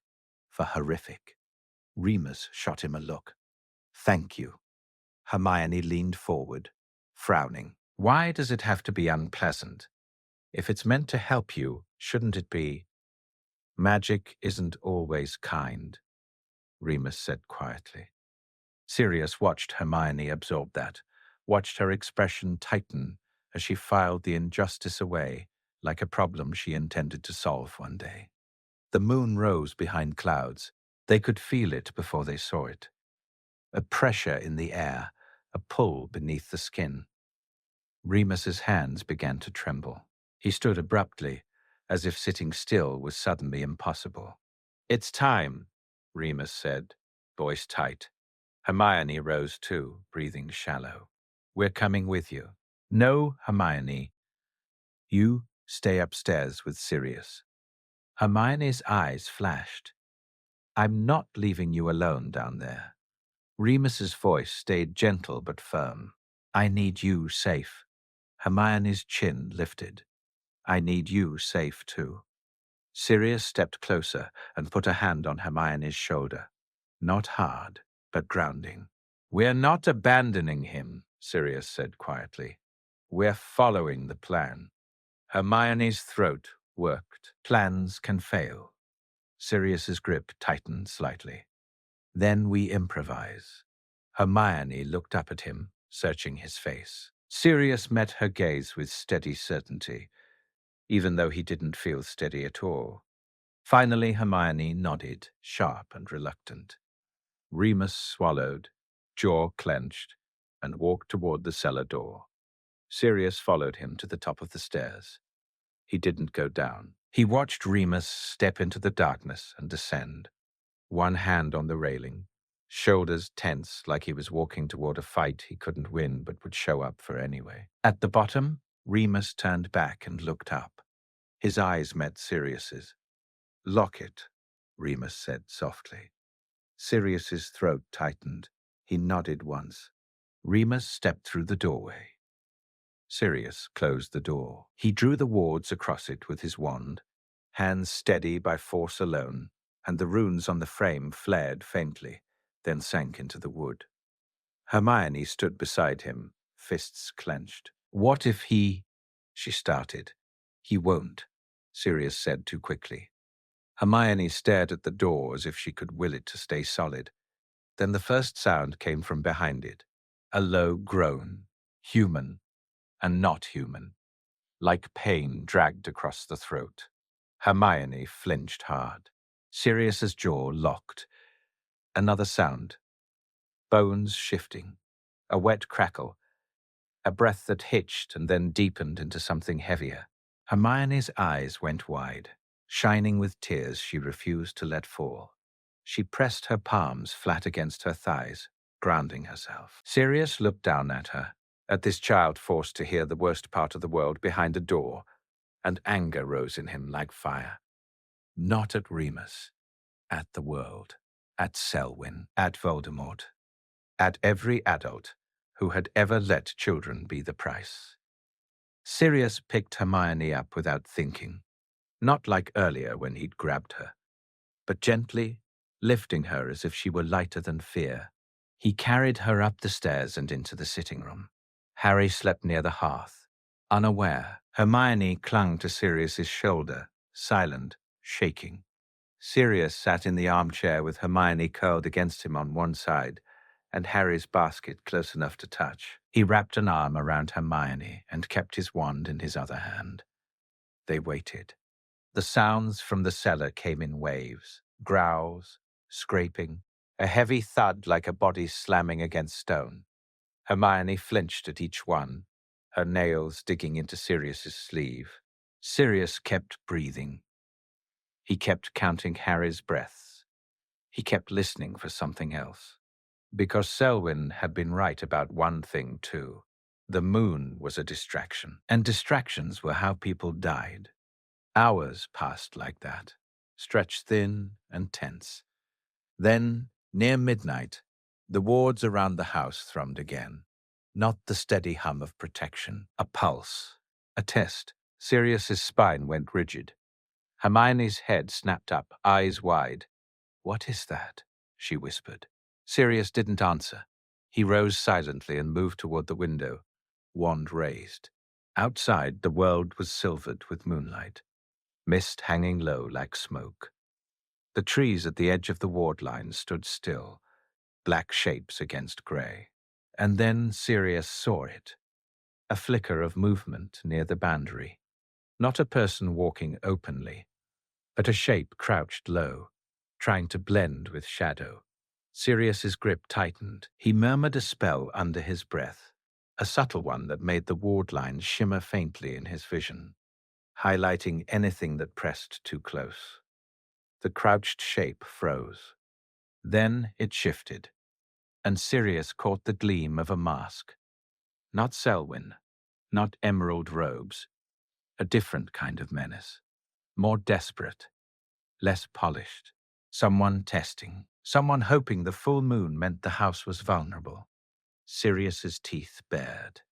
He moved toward the front door without thinking, wand up. Hermione scrambled off the chair, fear forgotten in a rush of fierce instinct. "Sirius, stay," Sirius hissed. Hermione froze, then nodded sharply, but her eyes followed him like she was memorizing every movement. Sirius reached the hall, pressed his wand to the door seam, and whispered. The wards loosened just enough for him to step onto the threshold without breaking the protection entirely. Cold air hit his face, tasting of wet earth and moonlight. Outside, the masked figure shifted again, edging closer. Sirius raised his wand. The figure stopped. Then, in a voice muffled behind the mask, it said, Black. Sirius's blood went cold.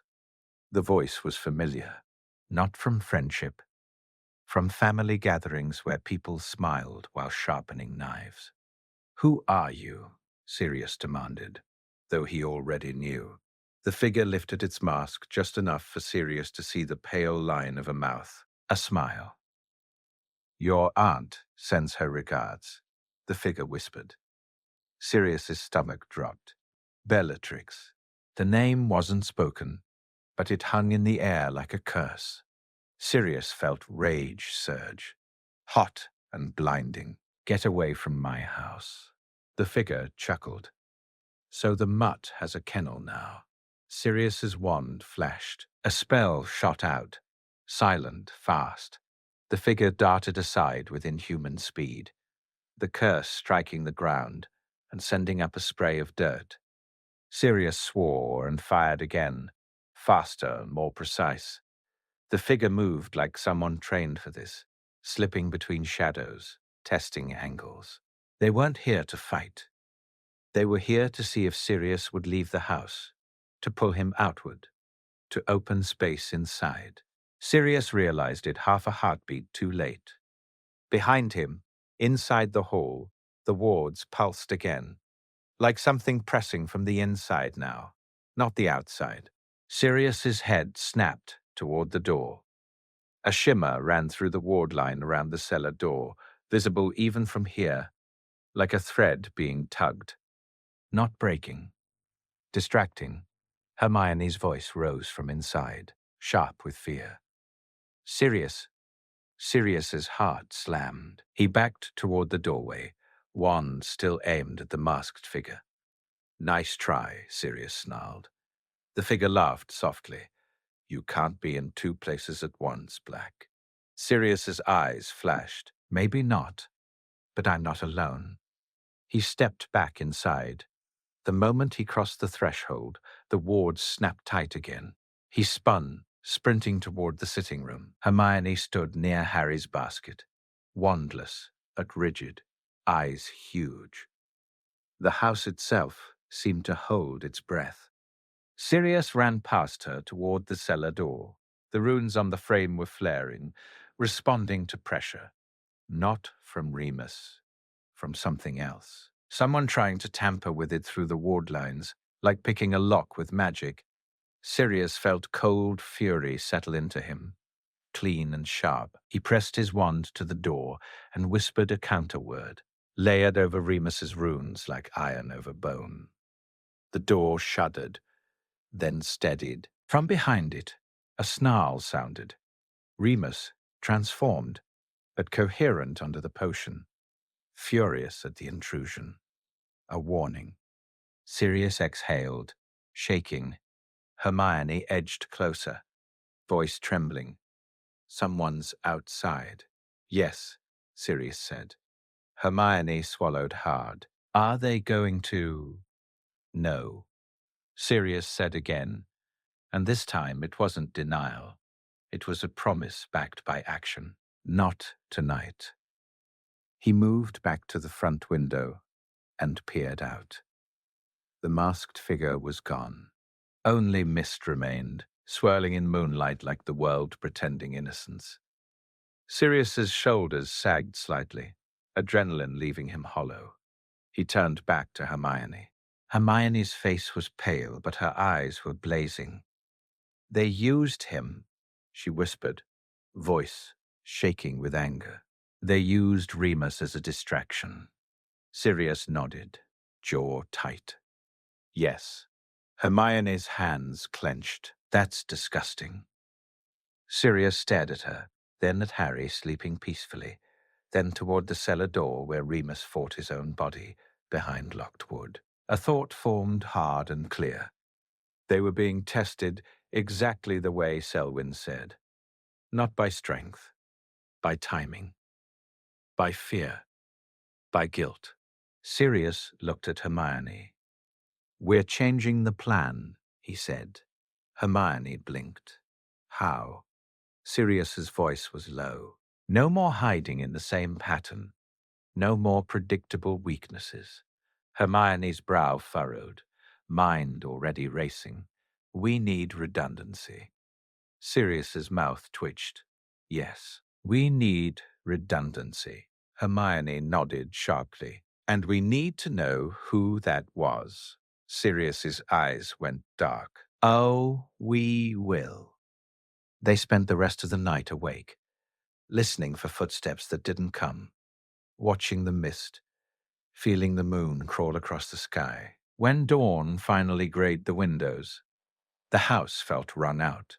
The sounds from the cellar shifted, growls fading, breaths smoothing, the scrape of claws turning into the quieter movement of a man exhausted beyond words.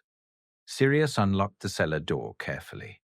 One steady, Remus emerged slowly, pale and shaking, sweat-soaked, hair plastered to his forehead. His eyes were human, tired, furious. He looked up at Sirius. Someone came. Sirius nodded. Yes. Remus's gaze flicked to Hermione, to Harry, then back to Sirius. "Were you hurt?" Sirius shook his head. "No." Remus's shoulders sagged with relief that looked like it cost him. He swallowed hard. Hermione stepped forward, voice quiet but fierce. "They tried to use you." Remus's eyes softened with something like pain. "I know." Hermione's jaw clenched. "Then we don't let them." Remus stared at her for a long moment, then nodded once. Slow. Sirius watched them. Wolf and girl, both stubborn, both wounded by the world, and felt something solidify. They weren't just surviving anymore. They were learning. And learning, in war, was the beginning of winning. Dumbledore arrived the next evening, not with a knock, but with the wards humming in recognition, like the house itself had decided to let him in. The front door opened at Remus's whispered phrase, and the old wizard stepped inside, carrying the scent of cold air and long corridors. He looked at them and, for once, didn't bother with pleasantries. His eyes went straight to Remus's face, to Sirius's rigid posture, to Hermione's too-still stance by the hearth, to Harry's basket, where the baby slept as if the world had never tried to bargain for him. "You were approached," Dumbledore said quietly. Sirius's mouth twisted. "Oh, you heard." Dumbledore's gaze didn't flinch. I felt the wards shudder. Remus's voice was controlled, but the anger beneath it made the words tight. Selwyn walked into our house. Dumbledore's expression hardened in a way Sirius rarely saw. "Adrian Selwyn." Hermione's eyes narrowed. "You know him." "I know his family," Dumbledore said. "And I know what it means that he was able to step past protections I helped reinforce." Sirius stepped forward, voice low and sharp. "Someone told him where we are." Dumbledore's eyes went distant, calculating. "Or someone gave him the tools to find you." Remus's jaw clenched. "Which is worse?" Dumbledore nodded once. Solemn. "Yes." Sirius's hand tightened around his wand. "And then someone else tested the perimeter during the full moon." Dumbledore's gaze sharpened. "Someone else." Sirius's laugh was humorless. "They mentioned my aunt." Hermione's breath caught. Remus went very still. Dumbledore's face tightened. "Bellatrix Lestrange. Not her," Sirius said, voice rough. "Not directly, but someone carrying her message. Someone who wanted me outside, away from the house." Dumbledore's shoulders sagged slightly. as if the weight of the war had settled again. Then they are coordinating.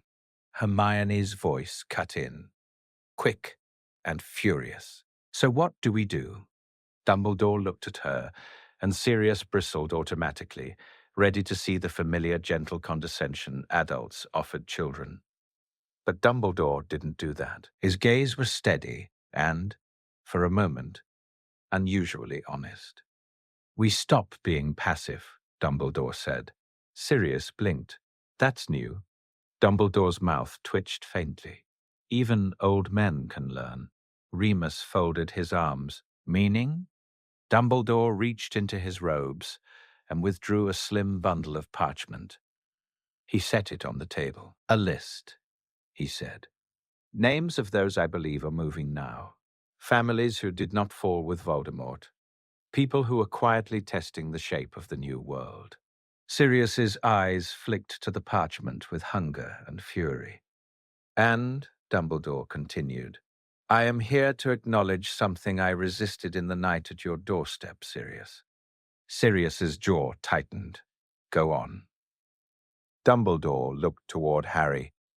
The blood protection on Privet Drive would be powerful, but it is not the only protection. And I underestimated the protection of love when it is actively defended.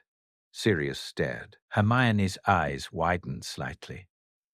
Remus didn't move, but Sirius felt his presence like a steady hand on his back. Dumbledore met Sirius's gaze. If you will raise him, I will support it. Legally, magically, publicly, if necessary. Sirius's throat tightened. The words were what he'd wanted. Validation, backing, the end of the constant threat of being overruled.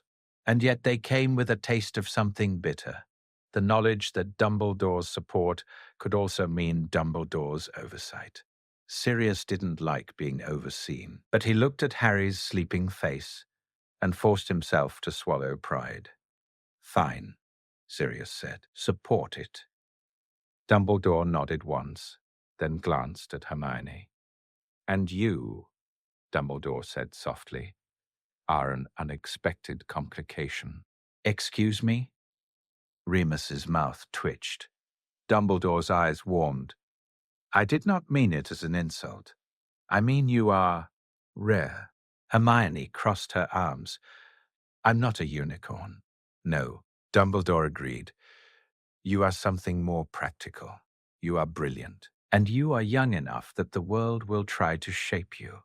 Hermione's jaw set. It won't. Dumbledore's gaze flicked to Sirius and Remus. That depends on what you teach her. Sirius's voice was blunt. We're teaching her to survive. Hermione's eyes flashed. And to fight. Remus glanced at her, gentle warning. And to think. Hermione nodded, grudging but proud. Yes. Dumbledore studied them for a long moment, then said, There is an old framework that might help. Not a school, not a formal thing, but a set of protections and privileges used during the last great upheaval, during Grindelwald's rise. Sirius narrowed his eyes. You're making us a what? A protected household, Dumbledore said, recognized by certain magical laws as a sanctuary for war orphans and vulnerable children. It will not make you untouchable, but it will make it harder for the ministry to interfere without cause, and it will give you authority to petition for resources. Remus's brows lifted slightly. And does the ministry still honor it? Dumbledore's mouth tightened. Not openly, but law is stubborn. It remains written, even when forgotten. Sirius's grin was sharp. So we use the rules against them. Dumbledore's eyes gleamed faintly. Yes. Hermione leaned forward, eyes bright. What does it require? Sirius looked at her, surprised. You're enjoying this? Hermione frowned. No. I'm understanding it. Remus's mouth twitched. That is her version of enjoying. Dumbledore's gaze softened. It requires an oath, he said. A household bond. Not the sort that traps, the sort that declares intent. It strengthens wards when everyone inside agrees on what they are defending. Sirius's eyes narrowed. Household bond. Remus looked thoughtful, cautious. Those can be powerful and dangerous if done wrong.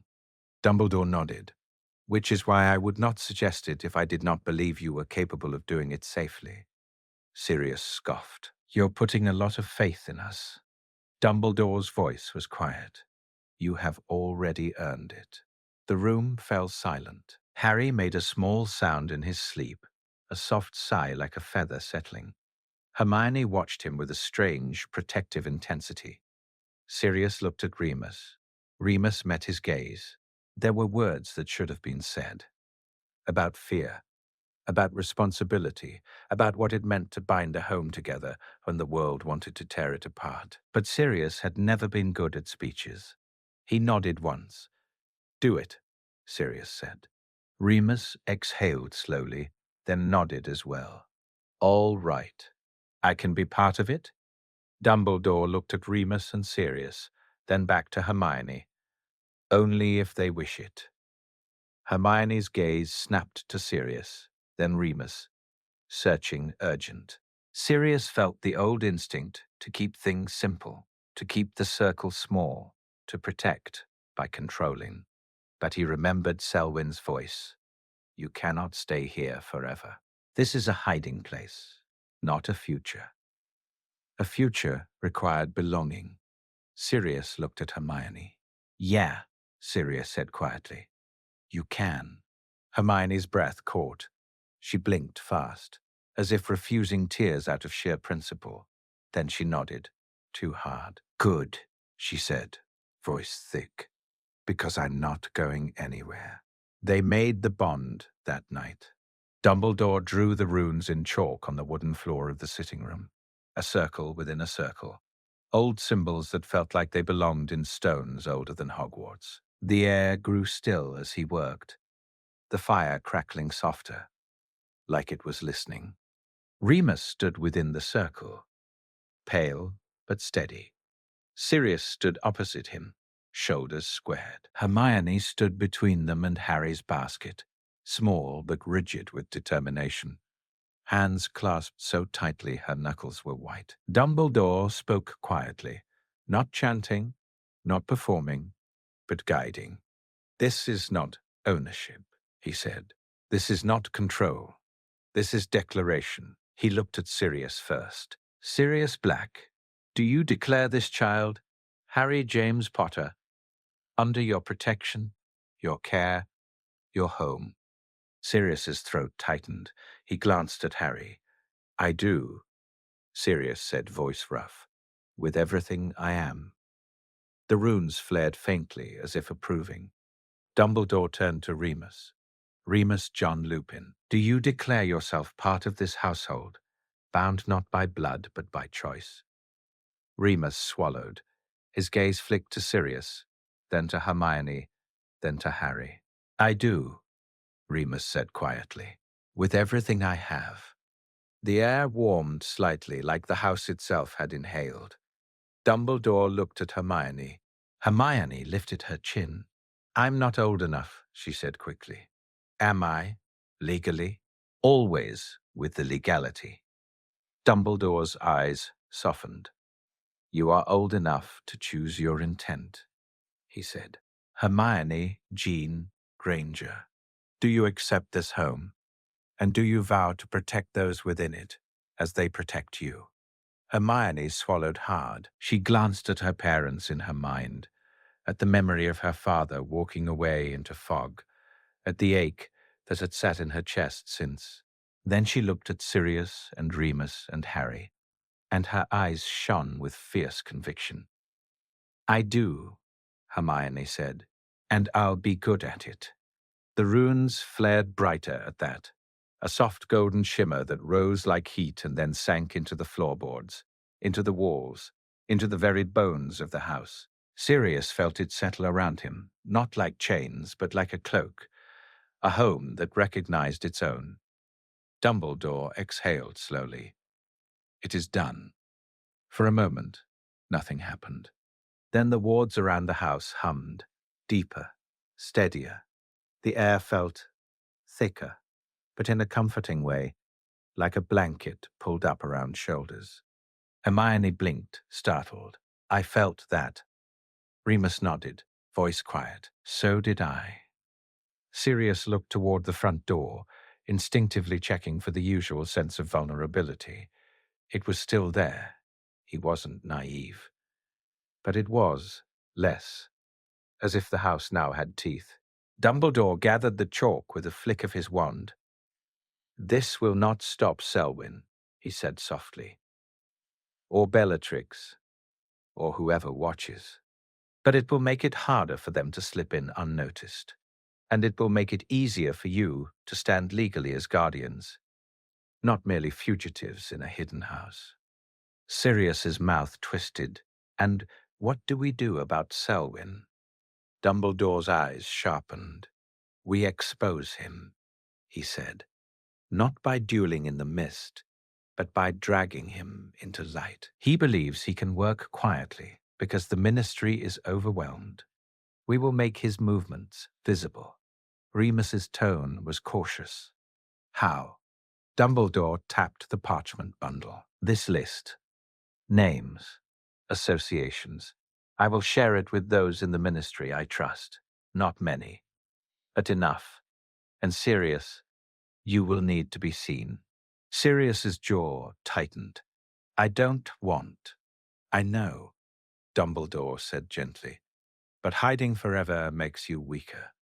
Selwyn is counting on you staying a ghost. If you become a public guardian, he cannot approach so easily without consequence." Hermione's voice cut in, sharp. "He'll still try." Dumbledore's gaze warmed slightly. "Yes, but then we will be ready." That night, after Dumbledore left, the house felt different. Not peaceful, exactly, but claimed. Hermione fell asleep in the armchair, with a book open on her chest, as if refusing to stop learning even in dreams. Sirius covered her with a blanket, careful and awkward, then stood staring down at her for a long moment. Remus watched from the doorway, quiet. "She trusts you," Remus murmured. Sirius snorted softly. "She argues with me, like it's her job. That's trust." Sirius glanced at Remus, then away. His voice dropped. "I can't lose you." Remus's expression softened. He stepped closer, lowering his voice. "You won't." Sirius's laugh was bitter. "You can't promise that." Remus's gaze held his. "No, but I can promise I won't leave by choice." Sirius swallowed hard. He nodded once, the closest he could get to saying what he meant without breaking. They went upstairs, both of them checking Harry's basket like anxious idiots. Harry slept, fist curled, scar stark against his skin. Sirius sat beside him on the bed, one hand resting lightly on the blanket. Remus leaned against the doorframe, tired. The silence between them wasn't empty anymore. It was inhabited by something shared: fear, yes, but also commitment, a shape of a future. Sirius looked up at Remus. "When this is over," Sirius said quietly, "we teach him to fly." Remus's mouth twitched. "And we teach him not to become you." Sirius grinned, sharp but real. "Good luck." Remus's eyes warmed, and for a moment Sirius saw the Remus from school. Quiet laughter, steady eyes, a gentleness that had survived despite everything. Then, a soft sound came from the window. Not a knock, not a ward hum, a single tap, light as a fingernail. Sirius's head snapped toward it, wand instantly in hand. Remus moved too, silent and fast. Sirius approached the window cautiously and peered out into the night. On the windowsill sat a small bird, an owl, but not Hogwarts post size, smaller, nervous. It stared at Sirius with bright eyes, and held a folded scrap of parchment tied to its leg.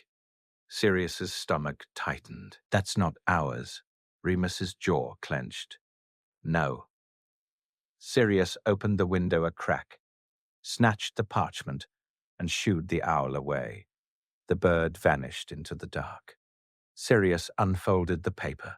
The ink shimmered, wet-looking, exactly like the note that had lured Mr. Granger. Hermione, half asleep downstairs, murmured something, shifting in the chair. Sirius held his breath, hoping she wouldn't wake. Remus leaned close, eyes scanning the message over Sirius's shoulder. The words were neat, elegant, cruelly polite.